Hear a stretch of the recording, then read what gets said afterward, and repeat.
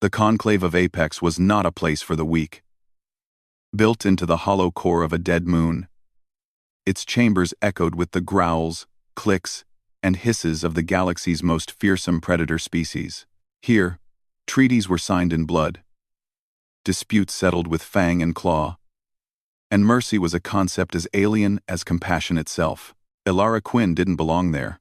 She stood at the edge of the circular chamber, her small frame dwarfed by the towering forms that surrounded her. To her left loomed the Krathalai, insectoid hunters whose mandibles could shear through starship hulls.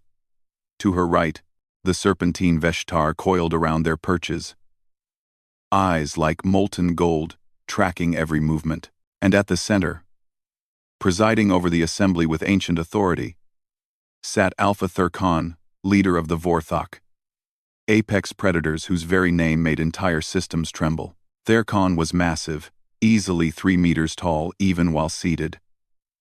His fur was midnight, black shot through with silver, and his eyes held the cold intelligence of a creature that had never known defeat. 4 arms rested on the stone throne, each tipped with claws that had ended countless lives. When he spoke, his voice was a rumble that seemed to vibrate through the bones of everyone present. "The human delegation wishes to speak," he announced, his tone suggesting he found the very notion amusing.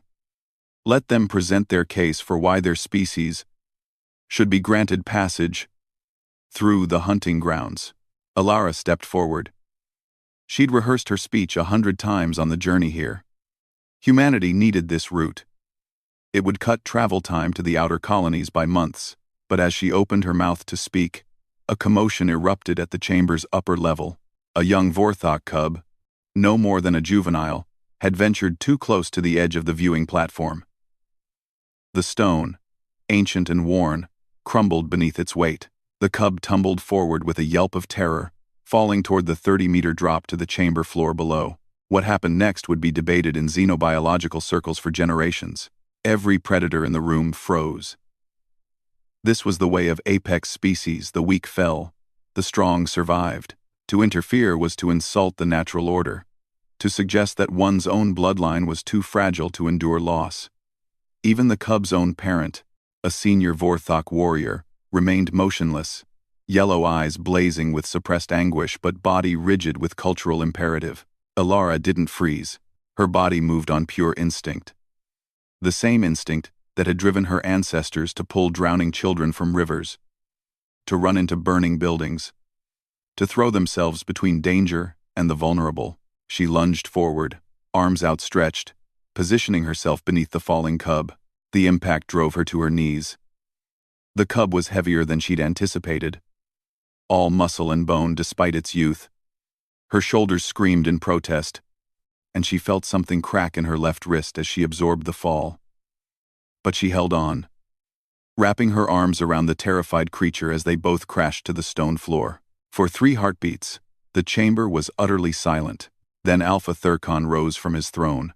The massive predator descended from his platform, each footfall deliberate and heavy. Elara looked up, still cradling the trembling cub, and met his eyes. She saw something there she hadn't expected, not anger, but something far more complex. Recognition, perhaps, or wonder. Thurkan's 4 arms moved in a gesture Elara didn't recognize. Then, slowly, the ancient Alpha lowered his head, closing his eyes in a posture of profound respect. Around the chamber, every predator followed suit. The Krathali's antennae folded flat against their carapaces. The Veshtar curved their serpentine necks downward. The Vorthok warriors pressed their muzzles to the ground. Even the cub's parent, tears streaming from predatory eyes, bowed low. "You are Pack," Thurkan said softly, and his voice carried a reverence that made Elara's breath catch. "You are true Pack." Elara didn't understand. She looked down at the cub in her arms, who had stopped trembling, and was now staring at her with curious, intelligent eyes. I just couldn't let it fall." "Precisely," Thurkan replied. He reached out with one massive hand, carefully taking the cub from her arms with surprising gentleness.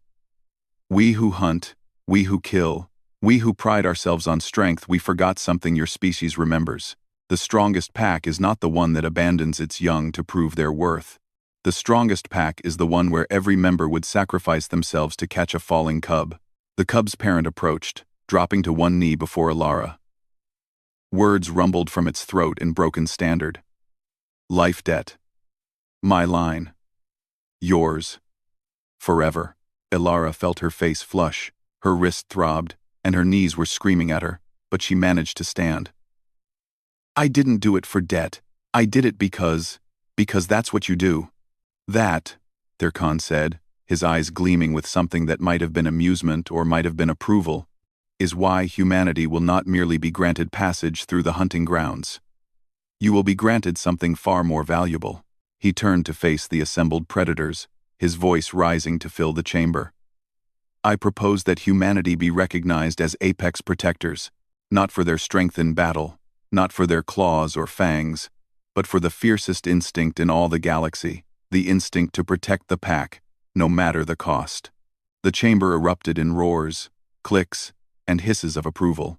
Ilara Quinn, whose only weapon was a broken wrist and a heart that couldn't watch a child fall, had done what no human diplomat had ever managed. She had made the galaxy's apex predators bow their heads in respect, and it had cost her nothing but the simple act of being human.